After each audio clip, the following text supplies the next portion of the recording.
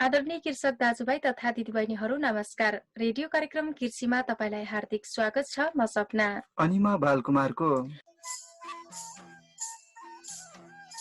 श्रोता, यो कार्यक्रम तपाईँ रेडियो हाम्रो पाइला एफएम 91.6 मेगाहर्जबाट हरेक मंगलबार बेलुका 7 देखि 7:30 बजेसम्म र शुक्रबार बिहान 7:30 देखि 8 बजे सुन्न सक्नुहुन्छ। साथै पुनः प्रसारण शुक्रबार बेलुका 6:15 बजे र सोमबार दिउँसो 2:15 बजे यसै रेडियो स्टेशनबाट जाजरकोट आसपासमा र इन्टरनेटमा www.hamropailaFM.org.np लगन गरेर पनि यो कार्यक्रम संसारभर एकैसाथ सुन्न सक्नुहुनेछ।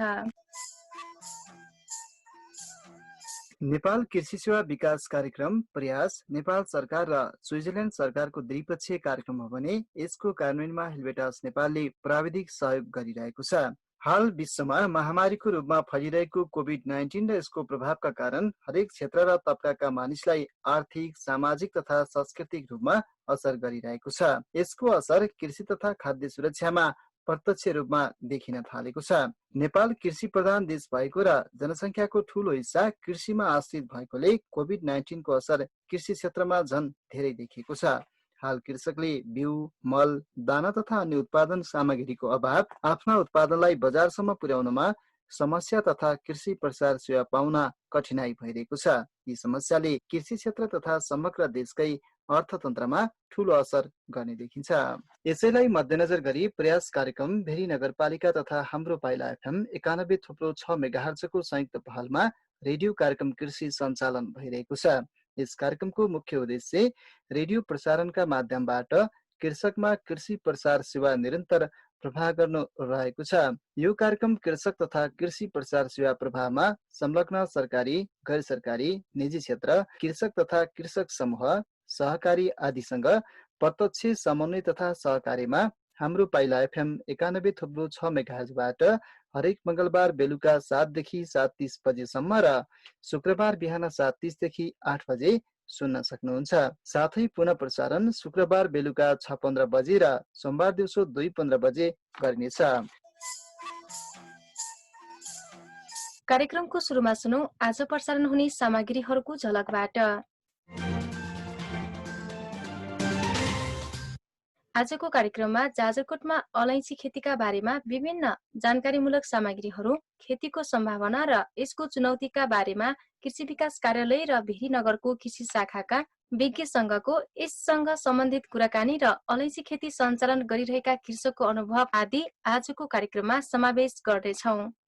कार्यक्रमको सुरुमा सुर्खेत स्थायी ठेगाना भएर हाल जाजरकोटको भेरी नगरपालिका वडा नम्बर 10 मा अलैँची खेती गर्दै आउनुभएका एक कृषक तथा कृषि उद्यमीको अलैँची खेती सञ्चालन गरेपछिको अनुभव सहितको कुराकानी। जग्गा खरिद गरेर अलि व्यापक रूपमा लगाउँछु, अलि नमुनाकै रूपमा भन्ने हिसाबमा चाहिँ त्यसरी सुरु गरेको। भेरी नगरपालिकाले आफ्नो विभिन्न वडामा अलैँची खेती सञ्चालनका लागि के कस्ता कार्यक्रमहरू तयार पारेको छ, कृषकका लागि के कस्ता सुविधा तथा अवसरहरू ल्याएको छ, यस बारेमा नगर कृषि शाखाका प्रमुख यज्ञ अधिकारीसँगको छलफल।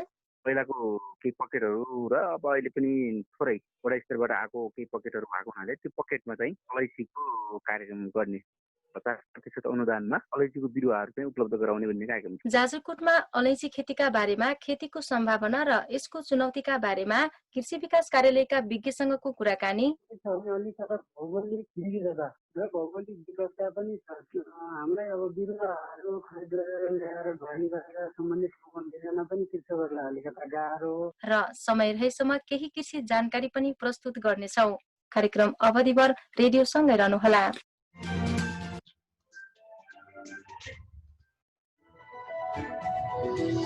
यो रेडियो कार्यक्रम कृषि हो। हामी कार्यक्रम मार्फत कृषि व्यवसायीकरण, कृषि क्षेत्रको विकास, बाली तथा पशुपक्षी पालन बारे जानकारी र कृषि सम्बन्धी विभिन्न सामग्रीहरू प्रस्तुत गर्ने गर्दछौँ। सपना नानी, आजको हाम्रो कृषि कार्यक्रममा प्रस्तुत गर्ने सामग्रीका झलक त सुन्यो नै। यतिखेर कोरोना संक्रमण बढेको बढै छ। यसबाट बच्न अपनाउनु पर्ने सावधानी बारे जान्न पाए बडो गजब हुने थियो सपना नानी। तपाईले भने अनुसार मैले कुरा बुझे। यो सन्देश सुन्नुहोस्, त्यसपछि थप जानकारी हुनेछ नि। ल सुनिहालौ न उसो भए। कोरोना भाइरसले राष्ट्र, वर्ण, जात र धर्म चिन्दैन। यसले धनी गरिब विभेद नगरी जो कसैलाई पनि संक्रमण गर्न सक्छ। तैपनि यस महामारीको प्रत्यक्ष मारमा भने निम्न आर्थिक स्तर भएका दैनिक ज्याला मजदुरी र ससाना व्यवसाय गरी खानेहरू परेका छन्। घाँस, बाँस र कपास हाम्रो नैसर्गिक अधिकार भए तापनि गरिबीका कारण धेरै जसो लकडाउनको अवस्थामा जोखिम मूलिरहेकाले गर्भवती, सुत्केरी, बालबालिका, वृद्ध र फरक क्षमता भएका व्यक्तिहरू पनि अप्ठ्यारोमा पर्दछन्। यस्तो अवस्था लम्बियो भने पोषणको अवस्थामा दीर्घकालीन रूपमा व्यक्ति, समुदाय र राष्ट्रको स्वास्थ्य, शिक्षा र आर्थिक क्षमतामा हरास आउनेछ। कोरोना भाइरससँग जोडेर केही सामाजिक सञ्जालमा माछा, मासु खान नहुने, रक्सी खाएमा कोरोना नलाग्ने जस्ता अफवाह फैलाइएको हुँदा यस्तो भ्रममा नपरे शरीरमा प्रतिरक्षा गर्ने क्षमता बढाउने हरिया सागपात, पहेँला फलफुल, गाजर, अन्डा, गेडागुडी, तरकारी, माछा, मासु, दुध, दही जस्ता खानेकुरा एवं उत्पादनमा जोड दियौं।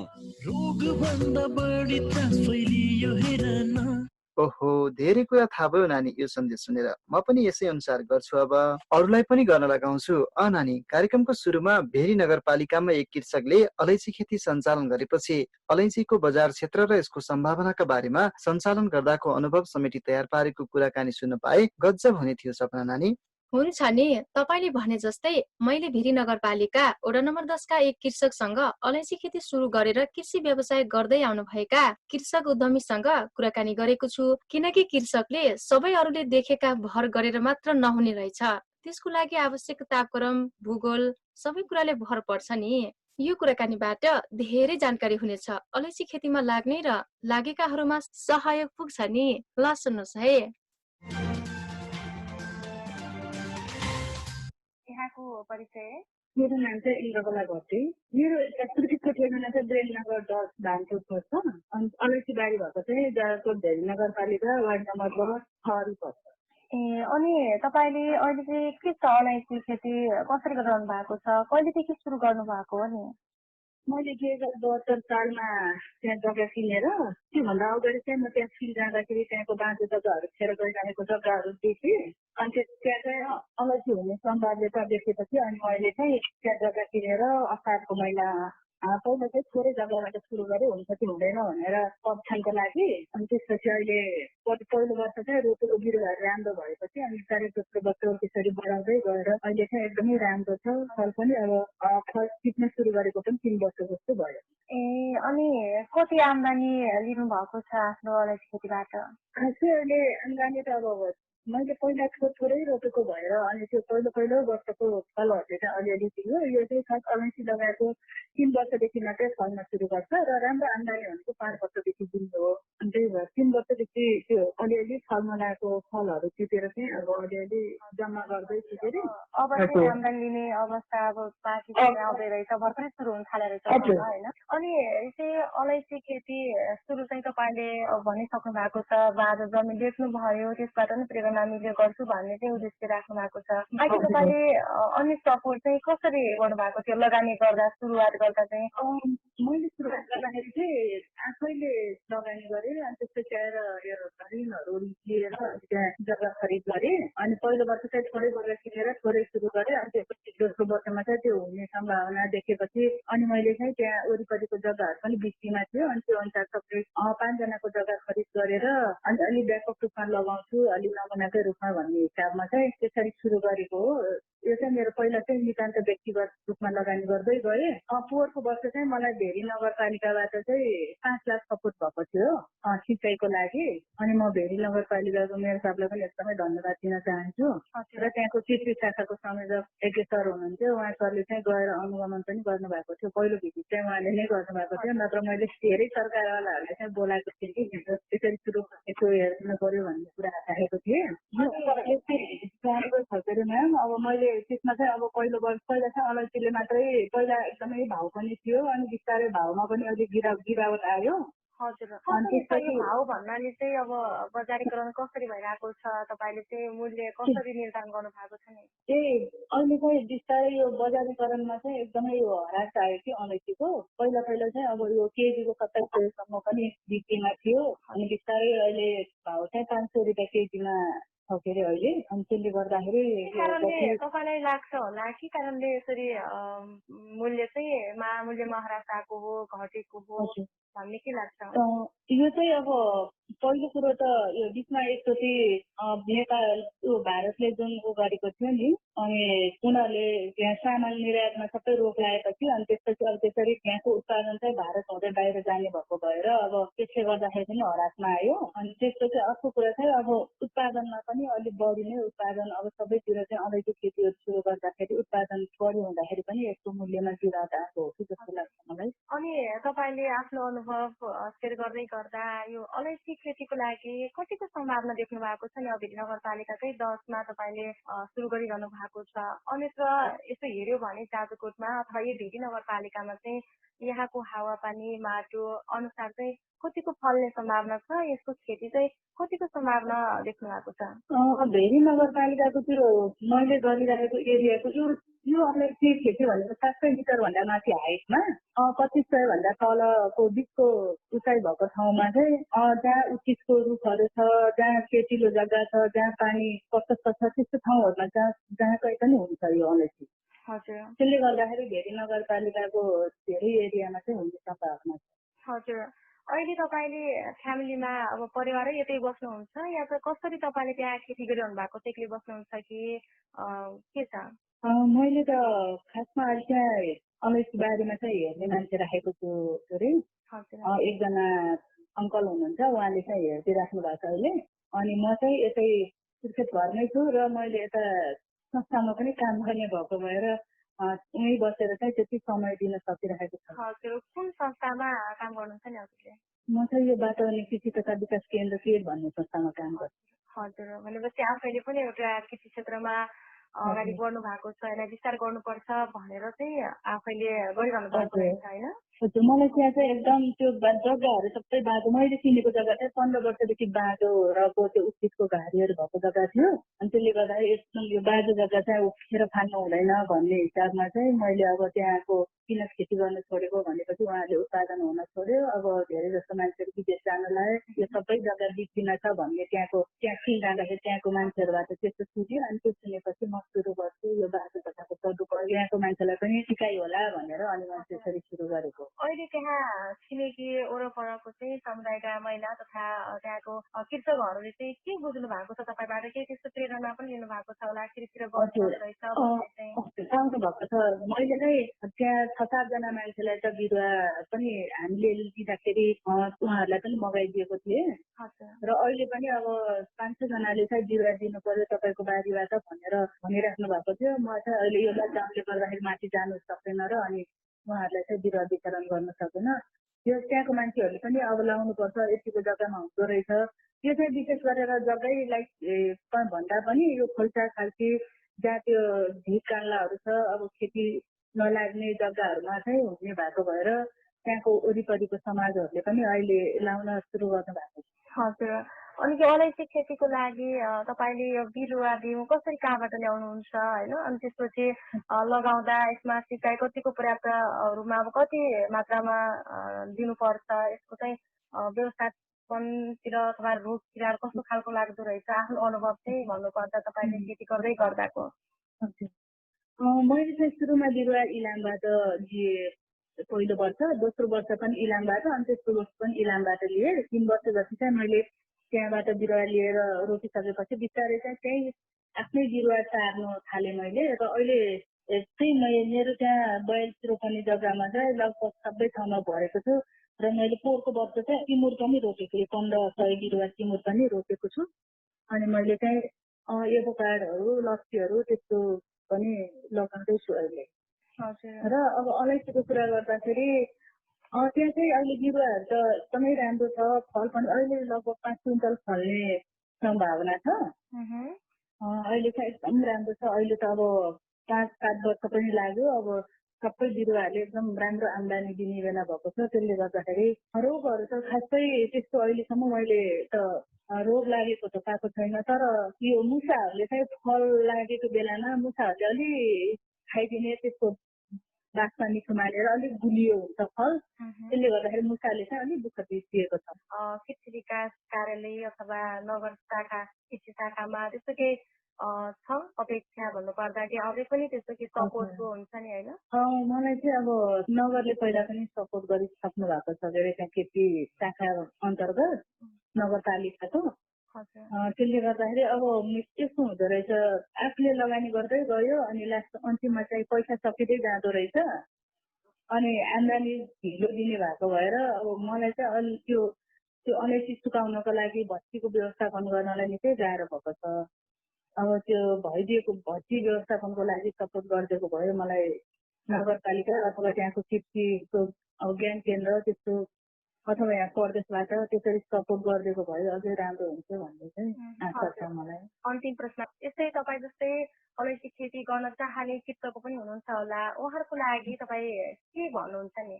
अब यो अलैँची खेतीको चाहिँ अब भाउमा अहिले गिरावट आए पनि अब हामीले यो 500 रुपियाँ केजी बिक्री गर्दाखेरि पनि खासै त्यति धेरै मेहनत गर्न नपर्ने भएकोले त्यति घाटा चाहिँ छैन। अब यसमा चाहिँ जे भए पनि अब कृषि पेसा अलिक लामो समय निरन्तरता दियो भने चाहिँ पछि आम्दानी पक्कै हुन्छ। अब अहिले भाउ छैन, बिक्री भएन भनेर चाहिँ हतोत्साहित नहुनु होला भन्ने चाहिँ म त्यसै सन्देश दिन चाहन्छु। हस्, महत्त्वपूर्ण समय दिनुभयो यहाँले, यहाँलाई धेरै धेरै धन्यवाद।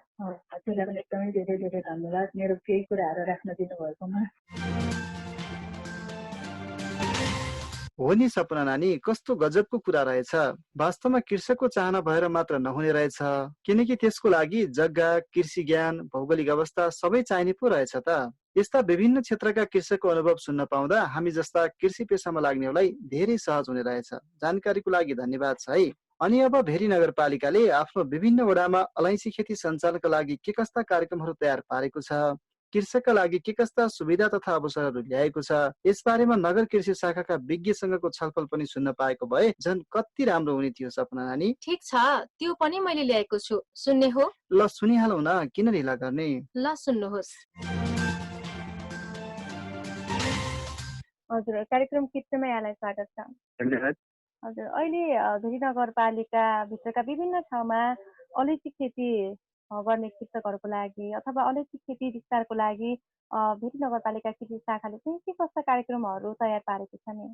भेरी नगरपालिका जाजरकोटले आर्थिक वर्ष 2077-78 को लागि विभिन्न फलफुलका पकेटहरू चाहिँ निर्धारण गरेको छ सबभन्दा पहिला होइन। त्यसमध्ये अलैँचीको पनि केही पकेटहरू छ।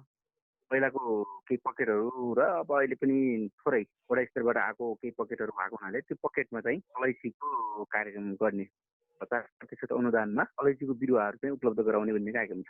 तपाईँको 5 हेक्टर जति होला अहिले होइन, थोरै छ। अनि व्यावसायिक रूपमा अलैँची खेती चाहिँ धेरै नभएको हुनाले अहिले सुरुवाती चाहिँ भइरहेको छ। त्यसैमा केन्द्रित भएर चाहिँ अहिले यो भेरी नगरपालिकामा हेऱ्यो भने यहाँको अवस्था होइन, कति कृषकहरूले चाहिँ कतिको खेती प्रणालीलाई अगाडि बढाएको देख्नु भएको छ नि? केही किसानहरूले चाहिँ राम्रैसँग अगाडि बढाउनु भएको छ यो खेतीलाई। अब त्यो चाहिँ व्यावसायिक रूपमा अगाडि बढ्नलाई अलिकति थोरै चाहिँ समय लाग्नेवाला छ यहाँ। यो सबैको क्षेत्र भए तापनि अब अलिक पछाडि आएर चाहिँ व्यावसायिक यसो चाहिँ व्यवसायतिर मान्छेहरूको चाहिँ आकर्षण बढेको हुनाले बिस्तारै मान्छेहरू चाहिँ यसमा आकर्षित हुँदै गरिनु भएको छ अहिले पछिल्लो चरणमा।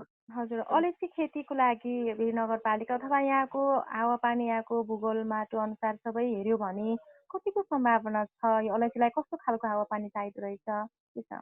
राम्रो हावापानी एकदम सम्भावना छ, एकदम राम्रो सम्भावना छ भेरी नगरपालिकामा होइन। यसको लागि अब तपाईँको चाहिँ नि 1200-1500 मिटरभन्दा माथि 2000 मिटरसम्मको क्षेत्रमा तपाईँको उत्तिसहरू अलिक बढी भएको क्षेत्रमा अलिक ओसिलो क्षेत्र जहाँ चाहिँ पानी वर्षैभरि चाहिँ कृषिकै पानीहरू भइरहन्छ त्यस्तो छारी भएको ठाउँमा, खोला खोल्साहरूमा छारी भएको ठाउँहरूमा जङ्गलको बिचमा चाहिँ लगाउन सकिने भएको हुनाले एकदमै प्रचुर सम्भावना भएको ठाउँ हो यो भेरी नगरपालिका अलैँचीको लागि। त्यस्तो ठाउँहरूमा चाहिँ अलैँची खेती गर्न सकिन्छ। हजुर, भनेपछि यहाँको हावापानी हेऱ्यो भने एकदमै सम्भावना बोकेको छ भेरी नगरपालिकामा। हजुर, अनि कृषकहरूको लागि त्यहाँ कृषकहरूलाई केही सहुलियत होस् भन्नको लागि तपाईँले त्यो अनुदानको कुरा होला होइन, बिरुवाको कसरी सपोर्ट गर्नु भएको छ नि यो कृषि शाखाको तर्फबाट तपाईँले? हाम्रो यसो हेर्नुहोस्, भेरी नगरपालिकाको वडा नम्बर 10 को यो छहरी भन्ने ठाउँ छ हाम्रो त्यहाँ होइन। एकजना कृषक चाहिँ नि सुर्खेत उहाँको घर चाहिँ ताप्लेजुङ हो होइन। माइती सुर्खेत र पनि उहाँले चाहिँ नि कम्ती पनि 40 देखि 45 पनि जमिन चाहिँ नि उहाँले आफ्नो किनेर आफ्नो नाममा बनाएर व्यावसायिक रूपमा अलैँची खेती गर्दै आइरहनु भएको छ उहाँले अहिले। अनि ठुलो व्यावसायिकता भनेको त्यो हो होइन। त्यहाँ अब उहाँको अब फल्ने क्रम 3-4 वर्ष अगाडिदेखि नै अनि त्यो क्षेत्रमा झन्डै 42 रोपनी क्षेत्रफल चाहिँ अलैँची लगाएको हुनाले त्यसलाई चाहिँ अब तपाईँको चाहिँ फल्न सुरु गरेको छ। अब गत वर्षदेखि अलिअलि उहाँले फल लिन थाल्नुभएको छ। अनि फल दिन थालेको त्यो अलैँचीले त्यसमा हामीले योभन्दा आर्थिक वर्ष 2074-75 चाहिँ नि उहाँको सिँचाइको लागि आफै स्थलगत अध्ययन गरेर हामीले 6 लाख रुपियाँ चाहिँ यो अलैँचीको सिँचाइको लागि भनेर हामीले सपोर्ट गरेका छौँ होइन उहाँलाई। अनि अब अन्य किसानहरूलाई हामीले आर्थिक वर्ष 2074-75मा झन्डै चाहिँ 30,000 बढी बिरुवाहरू चाहिँ वितरण गरेका छौँ अनुदानमा होइन। त्यो बेला चाहिँ 75% अनुदानमा हामीले दिएका छौँ।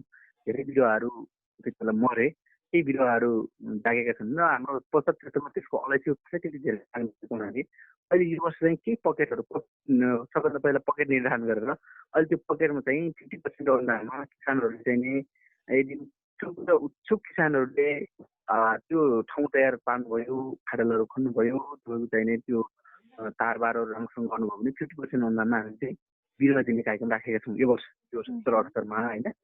त्यसरी चाहिँ हामीले कतिपय ठाउँहरूमा थोरै स्केलमा चाहिँ नि भइरहेको हुनाले बिरुवामा सपोर्ट गरेका छौँ भने अलिक ठुलो स्केलको लागि जस्तो बगैँचा तपाईँको चाहिँ 2 हेक्टरभन्दा माथि जो घरतीजीले अलैँची खेती गर्नुभएको छ त्यसमा त हामीले सिँचाइको लगायत अन्य सपोर्ट पनि गरेका छौँ त्यसमा बिरुवा लगायत।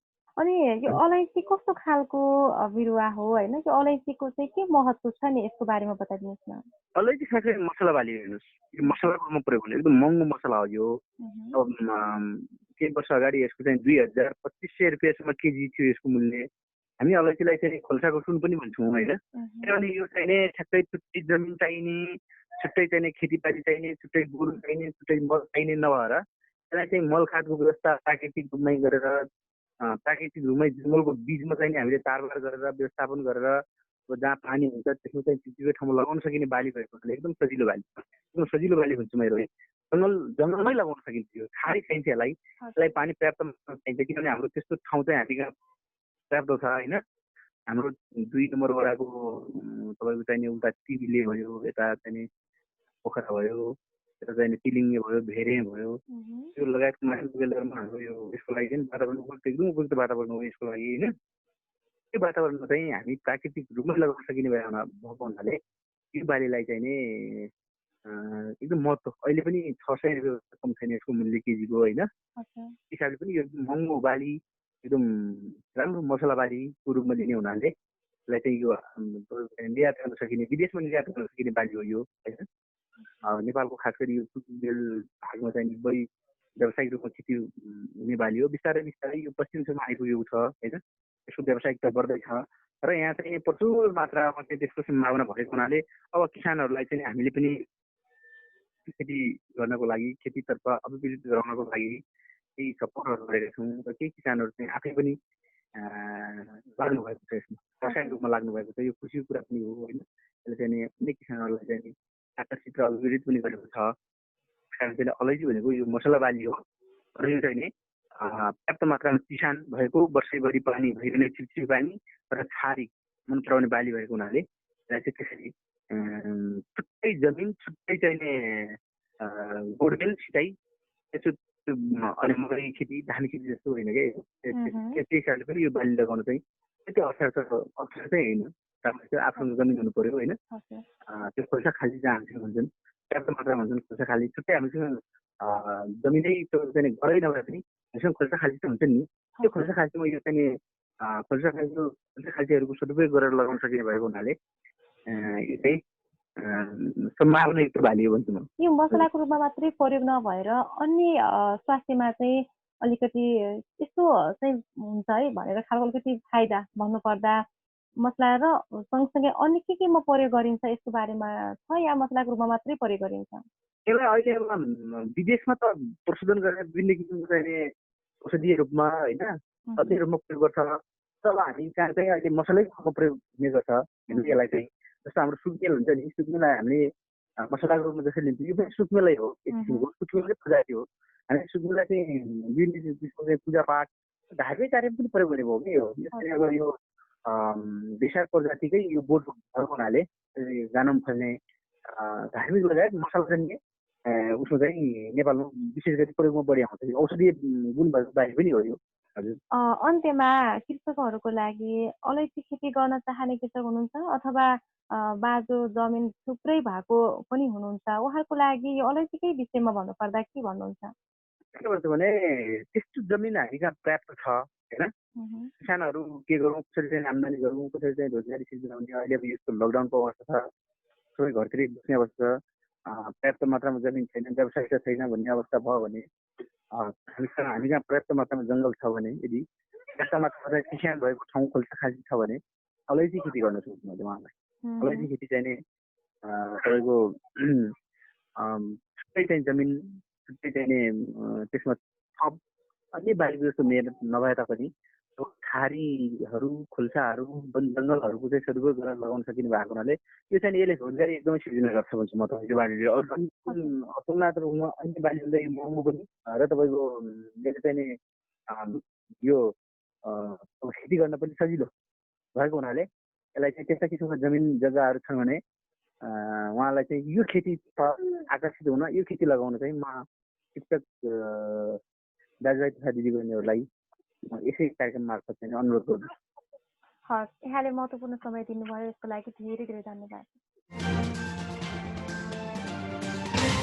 सपना नानी, धेरै कुरा जानकारी भयो आजको भेटघाटमा। अब पनि कुरो सुन्दा कुरो आउने, अरू पनि सबै विषयका कुराकानी सुनौँ पो लाग्यो त नानी मलाई त। भन्नुहोस् न त, तपाईँको खुल्दुलीसँगै कृषक श्रोताको खुल्दुली पनि म मेटाउने प्रयास गर्नेछु। ठिक छ नि सपना नानी, बरु कृषि विकास कार्यालयले जाजरकोटमा अलैँची खेतीका बारेमा, खेतीको सम्भावना र यसको चुनौतीका बारेमा कृषि विकास कार्यालयका विज्ञसँगको कुराकानी सुनाउँछु म। आज मैले कृषि विकास कार्यालयका निमित्त कार्य प्रमुख गणेश अधिकारीसँग यस विषयमा कुराकानी गरेको छु। यसबाट पनि अनुदानका कार्यक्रमहरू केही जानकारी हुन सक्छ।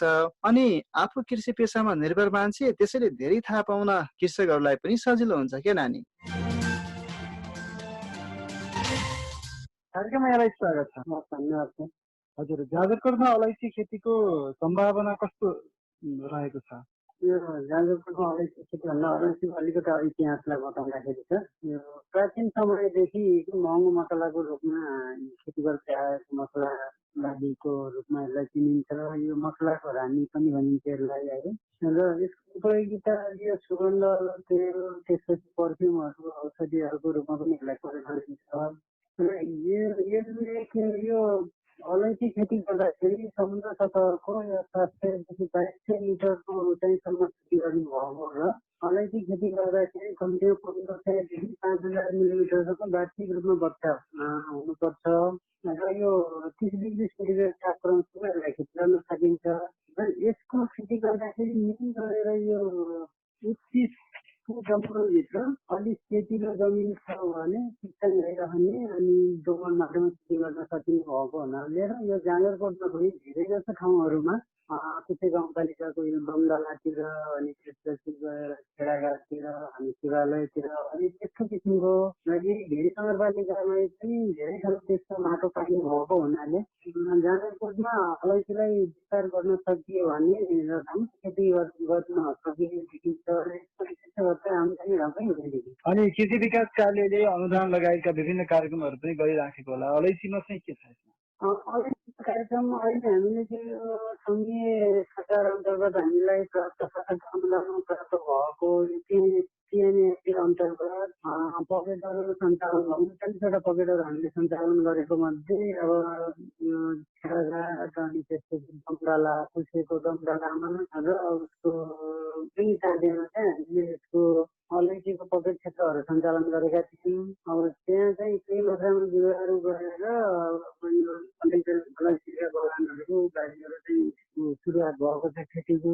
र अर्को कुरा अहिले अलिकति हामी कृषि विकास कार्यालयलाई के गर्यो भने यो एनपी अन्तर्गत त्यो पकेट प्रोग्रामहरू प्रत्येकलाई नदिएर अब सम्बन्धित स्थानीय तहलाई नै दिएको हुनाले अब ती पकेटहरूलाई चाहिँ सम्बन्धित स्थानीय तहले अलिकति अगाडि बढाउनु पर्ने देखिन्छ। हजुर, भनेपछि स्थानीय तहहरूसँगको समन्वय पनि यो विषयमा चाहिँ भइराखेको छ अलैँची सम्बन्धी। हजुर, अब त्यो पहिला पनि भइराखेको छ कृषि विकास सम्बन्धित स्थानीय तहका कृषि विकास संस्थाका प्रमुखहरूसँग। र अब यो आर्थिक वर्षमा पनि हामीले अब हाम्रो कार्यक्रम अहिले आइपुगेको छैन।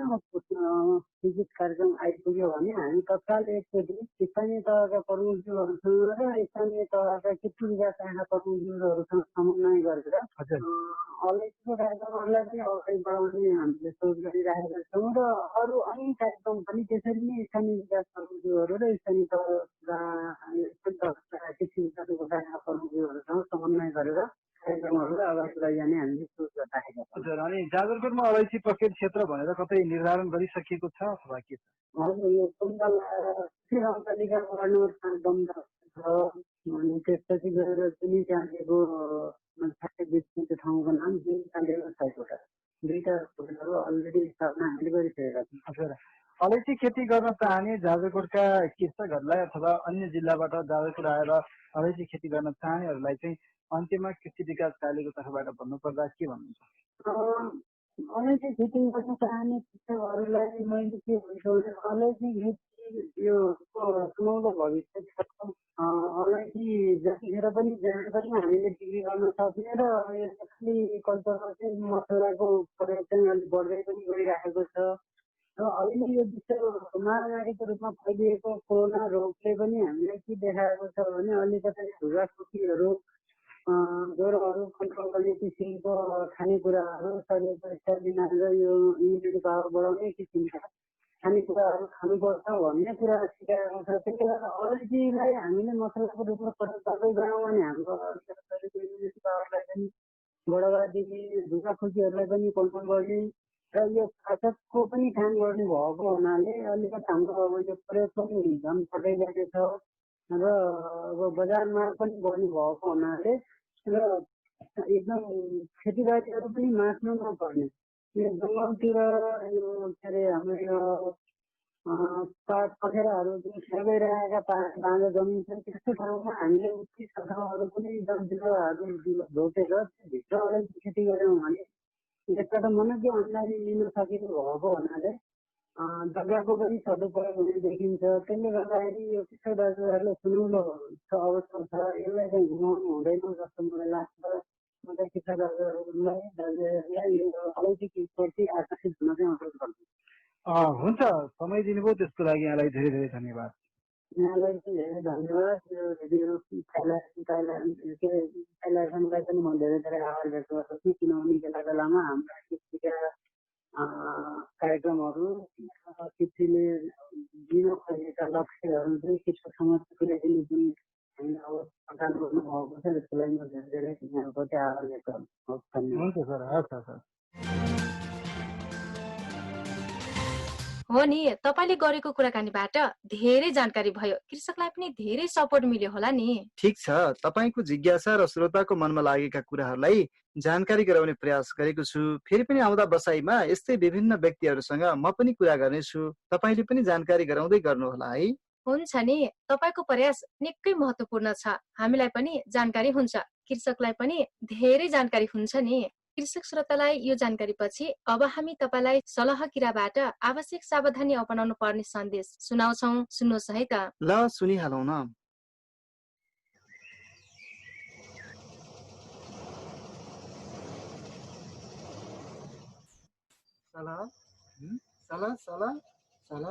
होइन है ठुल दाइ, के सला सला भन्दै हिँडेको, अलि हतारमै हुनुहुन्छ, के भयो? के भएन भन्नु न, लौ कृषि प्राविधिकलाई भेट्यौँ भनेर कृषि विकास कार्यालयमा हिँडेको ढुङ्गा खुर्सा देउतै भेट्यो, बाटैमा जेठियो नानीलाई भेट्यो। नमस्कार जेठियो नानी। नमस्कार नमस्कार ठुल दाइ पनि। अब तपाईँको समस्या के हो त्यो भन्नुहोस् न।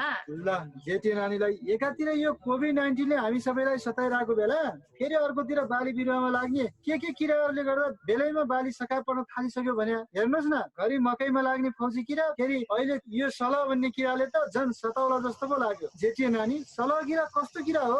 हामी किसानहरूले बाली कसरी बचाउने, यसको रोकथाम तथा नियन्त्रणका लागि कसरी गर्ने होला? साह्रै चिन्ता लाग्न थाल्यो नानी। केही उपाय बताउनु पर्यो नि। म खर मान्छ नानी भनिहाल्छु क्या। ए समस्या त्यसो पो हो। ल सुन्नुहोस् है त।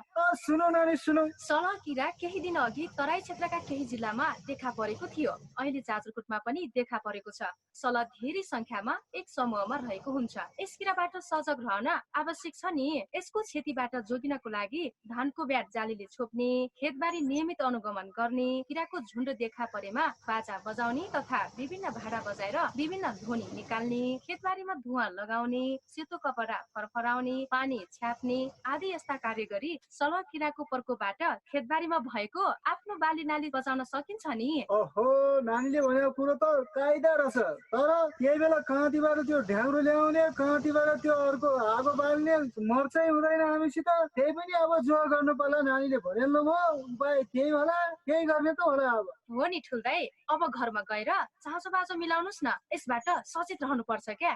बस बस नानी बस बस, कुरो ठिक भयो क्या। ट्याक्कै खोजे जस्तै आज जेठी नानीलाई भेट्यो। अब बारीमा गएर त्यसै गर्नु पर्ला। त्यहाँ पछि पर माथिका फुलदाई, माइलदाई, काइलदाई, माथि डाँडा माथिका बुवाजु सबलाई म भन्छु अहिले गएर। अरूलाई पनि भन्छु है। जेठी नानी तपाईँ के दुःख गर्नुहुन्छ मै गई भन्नुला। नानीलाई धेरै धेरै धन्यवाद छ है। कृषि विकास कार्यालय, भेरी नगरपालिका, कृषि शाखा, प्रयास र रेडियो हाम्रो पाइलाको सहकार्यमा जारी सन्देश।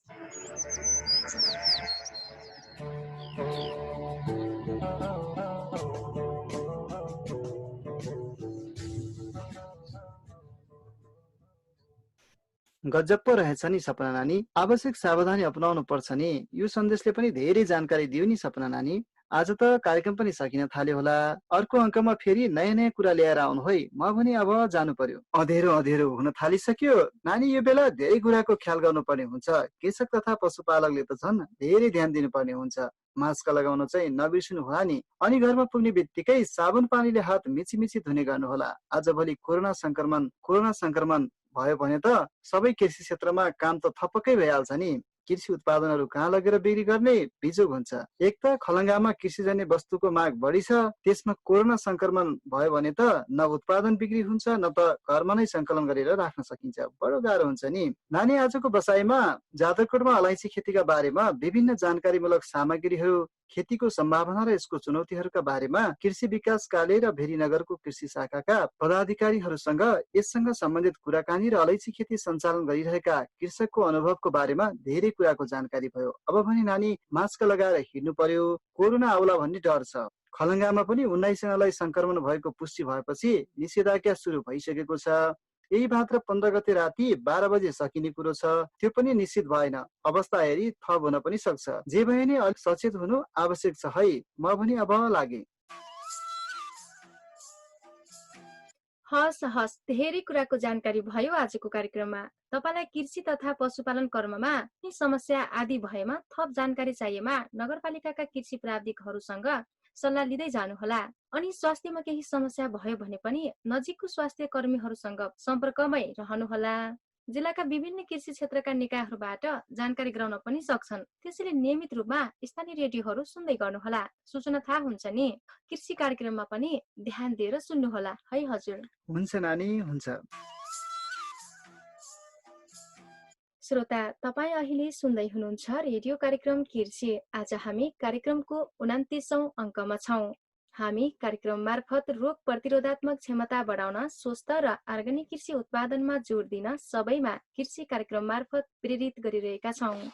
श्रोता, यिनै प्रस्तुतिसँगै आजको लागि रोग प्रतिरोधात्मक क्षमता बढाउन स्वस्थ र अर्ग्यानिक कृषि उत्पादनमा जोड देऊ भन्दै सुन्नै पनि रेडियो कार्यक्रम हाम्रो कृषिको निर्धारित समय सकिने लाग्यो। अर्को हप्ता फेरि मंगलबार बेलुका 7 देखि 7:30 बजेसम्म र शुक्रबार बिहान 7:30 देखि 8 बजे र पुनः प्रसारण शुक्रबार बेलुका 6:15 बजे र सोमबार दिउँसो 2:15 बजे यसै रेडियो स्टेसनबाट जाजरकोट आसपासमा र इन्टरनेटमा www.hamropailaFM.org.np मा हाम्रो भेट हुने नै छ। तबसम्मका लागि कार्यक्रमबाट बिदा हुनु पूर्व कार्यक्रम सुनेपछि तपाईलाई कस्तो लाग्यो, यस कार्यक्रमका सम्बन्धमा कुनै प्रतिक्रिया, सुझाव आदि वा कृषि सम्बन्धी केही समस्या तथा जिज्ञासा भएमा उपलब्ध गराइदिनु हुन अनुरोध गर्दछौँ। तपाईँका जिज्ञासाको हामी विज्ञसँग सम्पर्क गरी समाधानको प्रयास खोज्नेछौँ। सुझाव सल्लाहको अपेक्षा गर्दै हाम्रो पत्राचार ठेगाना सुनाउँछौँ। रेडियो कार्यक्रम कृषि, रेडियो हाम्रो पाइला FM 91.6 मेगाहर्ज, भेरी नगरपालिका, वडा नम्बर 4, जाजरकोट।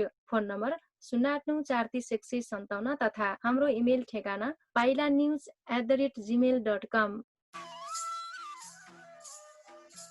यो जानकारीसँगै आजको कार्यक्रमबाट म बाल कुमार अनि म सपना पनि बिदा हुने अनुमति चाहन्छौँ। नमस्कार।